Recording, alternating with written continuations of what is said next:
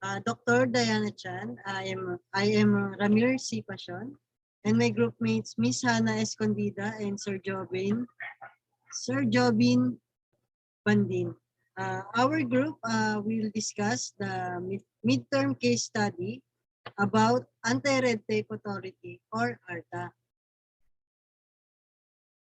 The ARTA or the Anti-Red Tape Authority, Section 17 of Republic Act number 11032 provides for the creation of the Anti-Red Tape Authority or ARTA, the government agency mandated to administer and implement the said law and its implementing rules and regulations, and to monitor and ensure compliance with the national policy on anti-red tape and ease of doing business in the country. And the vision and mission of Anti-Red Tape or ARTA, the vision is a Philippine government that is clean, just, highly efficient, technology-enabled, and people-centered, enables a high-trust society with globally competitive service and business environment. And the mission is to achieve our vision. We will transform the way the government serves and enables its citizens and stakeholders through good regulatory practices, streamlining and re-engineering of processes, collaboration, and application of technology. Likewise, we will strictly implement and oversee a national policy on anti-red tape and ease of doing business through monitoring compliance of agencies, initiating investigations, or filing cases for violation of RA 1103. Upang mas maintindihan po natin kung ano po talaga ang adhikain at layunin ng ARTA, meron po kaming inihandang maikling video na aming ipe-present. Pangarap ng batas na ito na maalis na ang red tape at korupsyon upang tuluyan ng mapabilis ang mga proseso ng gobyerno. Upang makamit ito, may dalawang landas na sabay na tatahaki ng ARTA. Nandito ang empowerment at enforcement. Una ay ang empowerment, kung saan bibigyan ng tulong at kapasidad ang mga ahensya ng gobyerno para mas streamline, ma-re-engineer at maiangat nila ang kalidad ng kanilang serbisyo. Tulad ng regulatory impact assessment, kung saan ang mga proposed na proseso ay sinisiguradong may progressive na effect. At ang regulatory management system para patuloy na maging effective, productive, at efficient ang proseso ng mga ahensya sa pamamagitan ng pagsigurado na ang lahat ng ating mga regulasyon, batas, at polisiya ay dumaan sa masusing pag-aaral. Pangalawa ay ang enforcement, kung saan ang mga ahensya na lalabag sa batas ng ARTA ay papatawan ng naaayon na kaparusahan. Guided by these two pillars, our gift of productivity and efficiency to the people will be just a step away. Approve ka, ARTA! Sabi ni ARTA ngayon ay mas nararamdaman natin sa mga panahong ito kung saan mas bumibilis talaga ang mga proseso sa iba't ibang ahensya ng gobyerno at sa iba't ibang mga maliliit na business o malalaking business kung saan mas napapabilis nila yung mga serbisyo nila. Ngayon naman, ang aming napiling enterprise is about the PLDT communication reporting by Miss Hannah Escondida. Good day, Dr. Chan and classmates. I'm here to discuss about the type of business of PLDT as well as the SMART. What is the type of business of PLDT that they are engaged in? PLDT's fixed line business offers services intended for enterprises, small and medium enterprises, and corporate consumers, including corporate data, ICT solutions, data networking, and cybersecurity solutions. PLDT also offers local exchange telephone services for Subic Bay 3-4, Clark 3-4 Zone, Bonifacio Global City, and selected cities in Mindanao through its subsidiaries. PLDT's retail fixed line services are branded under the PLDT Home Broadband. It offers home broadband, IPTV, and triple play packages with devices from TP-Link and Roku. So what is the nature of their business? PLDT operates its wireless cellular services through its brand, namely Smart, TNT, and Sun Cellular. Smart, its flagship brand, offers commercial wireless services through its 2G, 3G, 3.5G, HSPA+, 4G LTE network, and 5G in the key areas in the Philippines. Smart also offers terrestrial satellite communication services and wireless complementary offerings. TNT provides a wide range of offering and low-cost call, text, and mobile internet packages, as well as other value-added services. Sun Cellular, which used to offer unlimited call, text, and internet data services, now overlaps with the earlier. Next slide, please. To give you a quick background of the PLDT, PLDT was established on November 28, 1928 by an act of the Philippine legislature. The bill granted PLDT a 50-year charter and the right to establish a Philippine telephone network.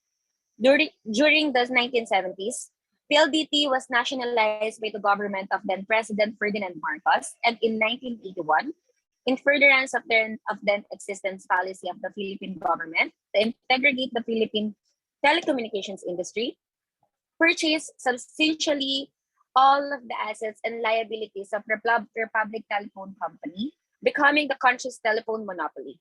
However, after he was overthrown, the company was reprivatized. By 1995, with the passage of the Telecommunications Act, the company had been demonopolized. In April 2000, Philtel launched a digital prepaid cellular service using the Global System for Mobile Communications, or the GSM, platform of Smart. A few years later, PLDT transferred its ownership to Smart, consolidating all of its wireless operations under Smart.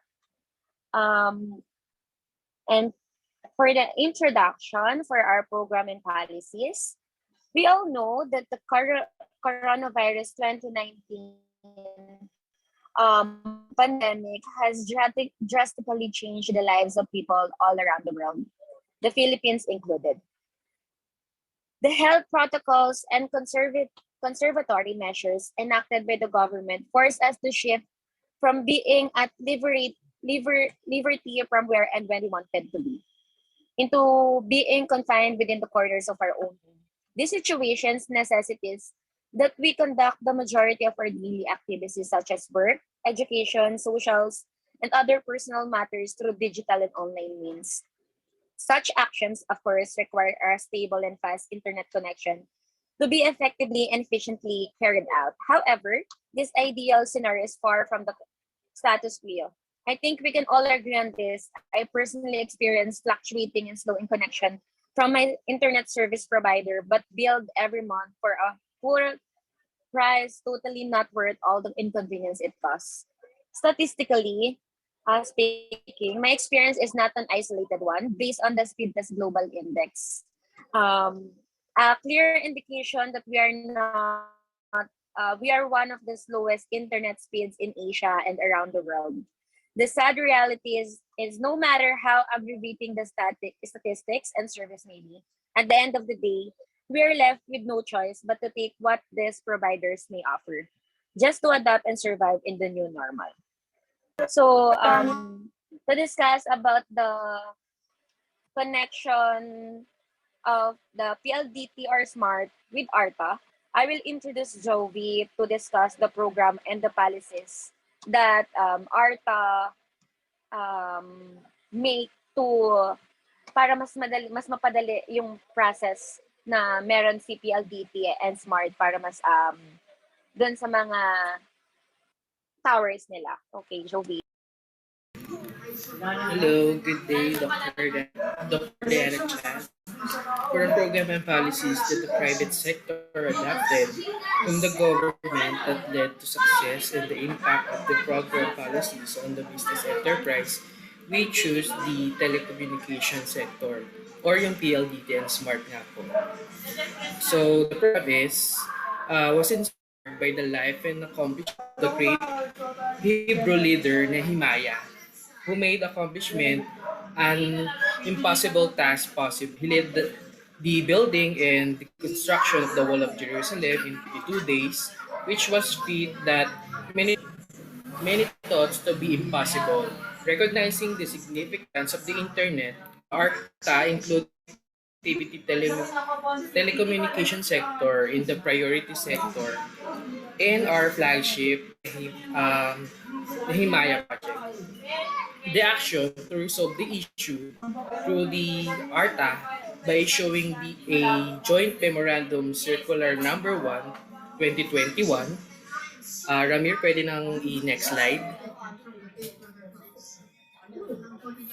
Concord by various agencies entitled Streamlined Guidelines for the Issuance of Permits and Clearances for the Election of Poles, Construction of Underground Fiber Slabs, and Installation of Aerial and Underground Cable and Facilities to accelerate the rollout of telecommunication and internet infrastructure, dated June 11, 2021. With this initiative is aimed to at building a strong partnership between critical public and private entities.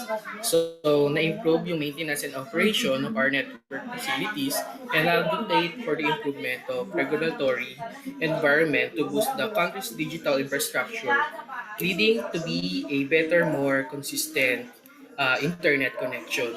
With that, we conclude that with the project, it reduced the time requirements, step, and regulatory burden in each sector by 52% in 52 weeks. Secondly, PLDT Smart secured more than 37,000 fixed and wireless permits in fiber infrastructure and already at around 615,000 kilometers, serving approximately 96% of the population of the Philippines.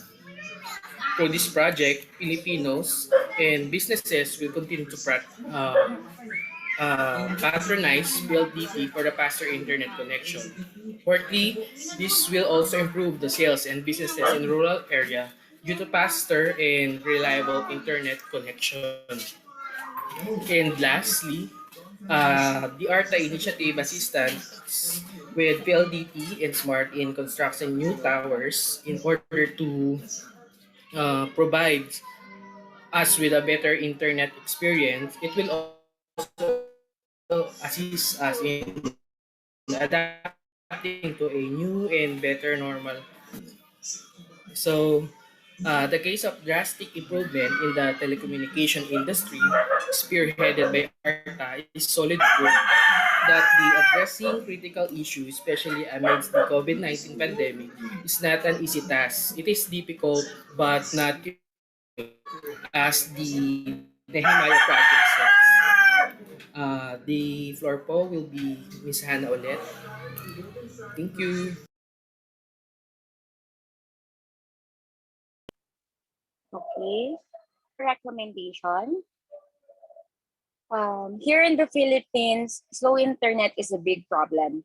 All people are involved, especially the netizens, because today the internet is necessary for people because almost all things are on the internet like online education, online shopping, social media, etc. I know we all know na sa bawat aspeto ng buhay ng isang tao, hindi na mawawala sa atin ngayon yung internet. Kaya it also a great opportunity to further strengthen and accelerate our internet here in our country, because our country is one of the most vulnerable internet signals that we also caught up in a modern technologies around the world. But because of the help of ARTA help in our communications companies has accelerated their access to building cell towers in remote areas and remote parts of our country. And that also makes the internet more and more accessible and faster services to their subscribers. Because of the program ni Himayas, to be specific, program ng ARTA through the help of the different agencies din ng government, na mas napabilis yung pag-process at pag-approve ng government sa mga permits ng PLDT and Smart, as well as the other service provider like para mas makapag-build sila ng mas maraming towers so that mas makinabang yung mas maraming Filipino sa ginawa din nila. So therefore now, more than ever, is an appropriate time for the Philippine government to maybe update its outdated policies and accelerate the improvement of country's internet.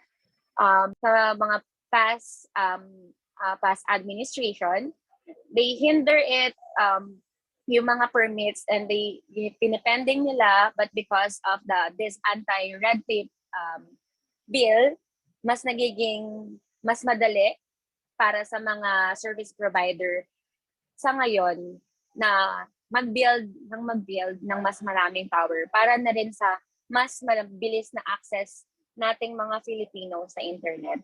And that's all, ma'am. Thank you, groupmates, and thank you, classmates. Thank you, ma'am.